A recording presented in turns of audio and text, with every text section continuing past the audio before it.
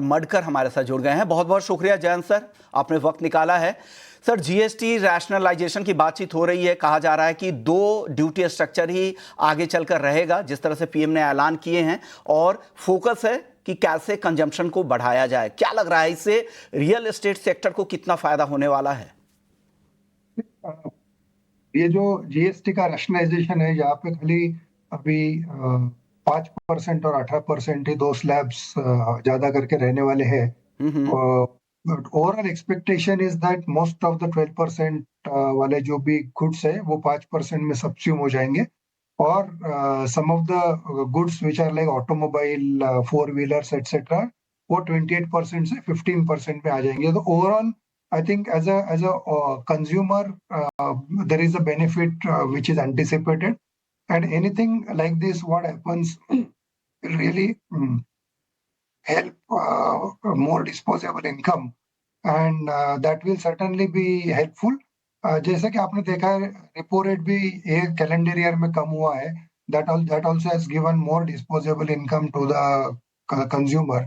तो real estate की हिसाब से अगर हम देखेंगे तो both of these things are बहुत पॉजिटिव चीजें हैं। ये उम्मीदें की जा रही है कि इससे कंजम्पशन को अगर फायदा होता, डेफिनेटली एक मेजर सेक्टर रियल एस्टेट, उसका फायदा पास ऑन यहाँ पर भी, उसका रिपल इफेक्ट भी यहाँ पर देखने को मिलेगा। चलिए सर, अब आप आपकी तिमाही नतीजों की बात करते हैं। पहली तिमाही के जो नंबर्स थे वो थोड़े कमजोर नजर आ रहे हैं।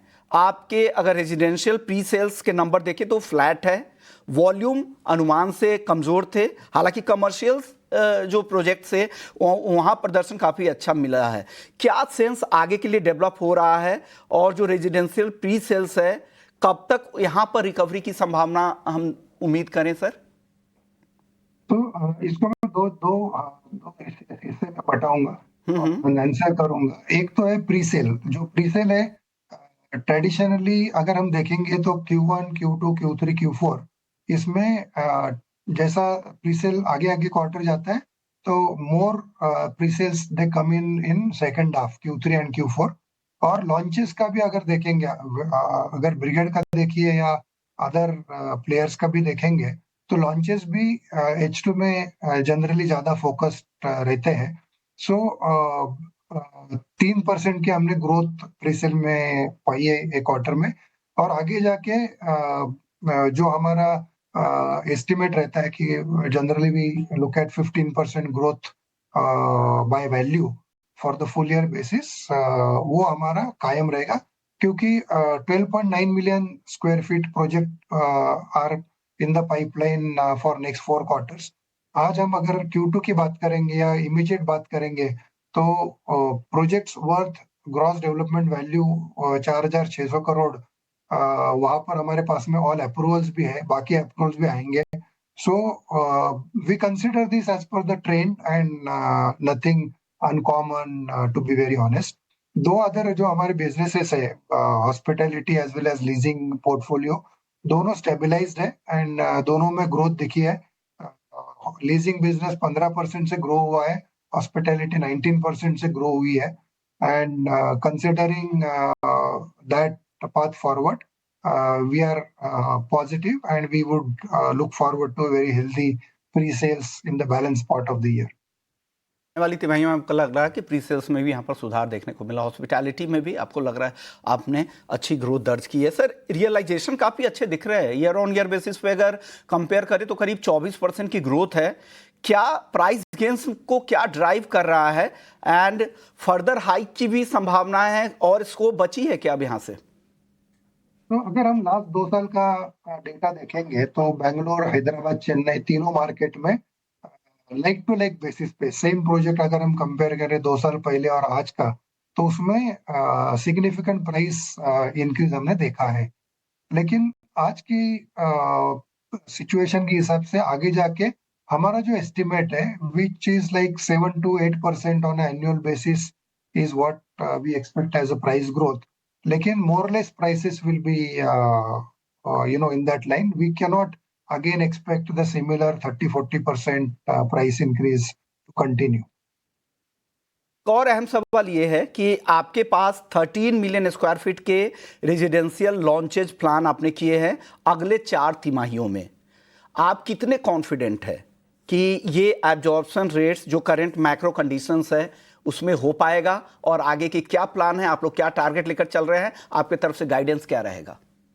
जैसे मैंने बोला कि out of this 12.9 million square feet upcoming launches to the extent of 4,600 crore, जहाँ पे हमारे हाथ में all approvals are available. Balance approvals also are expected. While little bit uncertainty is always there as to when the approval will come, but more or less on the yearly basis, we are pretty much positive in terms of launching whatever is up for planned for launch, which is 12.9 million square foot. और जैसा कि demand basically ground पे हम जो देखते हैं वो पूरा हेल्दी साइंस है, जो लीड इंडिकेटर्स है in terms of customer visits to the site, in terms of their interest in closing the deal, जो वो इंटैक्ट है। और जो आप अगर अदर लीड इंडिकेटर देखेंगे, ऑफिस का एब्जॉर्प्शन भी लगभग Q1 में भी 18 मिलियन स्क्वायर फीट का हुआ है ऑल इंडिया बेसिस पे। और जहाँ पे हमारा मार्केट है which is Bangalore, Chennai and Hyderabad, that is contributing to 60% of the total growth, total absorption. So अगर ऑफिस का एब्जॉर्प्शन बढ़ता है तो सर्टनली रेसिडेंशियल की ग्रोथ और रेसिडेंशियल की डिमांड के लिए भी वो बेनिफिशियल है। सो जो भी हम लीड इंडिकेटर अगर आज देखेंगे उसमें हमें कोई भी कमी नजर नहीं आ रही है। हालांकि प्राइसेस अगर बढ़े हैं, जो हिसाब से पहले क्लोजर होता था कस्टमर का, जो हमारा प्रीसेल होता था, कोई भी प्रोजेक्ट लॉन्च करेंगे तो 1-2 क्वार्टर में हम उसको बेचते थे, वो अभी थोड़ा सा टाइम लग रहा है उसमें। बट फिर भी अगर 1.5-2 साल में हम प्रोजेक्ट बेच रहे हैं तो ये भी बहुत पॉजिटिव चीज है from the sector point of view. तो चलिए, उम्मीद करते हैं कि आने वाले समय में आपने जो नंबर दिए हैं वो आप पूरे करें, जो नए लॉन्चेस के टारगेट आपने लेकर रखे हैं, उम्मीद है कि आप उसे पूरा कर पाएंगे। शुक्रिया आपका, इसी नोट पर आपने वक्त निकाला, हमारे दर्शकों को बताया कि आपके प्लान्स क्या है, क्या तैयारी चल रही है और कंपनी किस ग्रोथ ट्रैजेक्टरी में आगे आने वाले समय में जाने वाली है। शुक्रिया जयंत जी आपका, thank you so much sir. और आने वाली तिमाहियों के लिए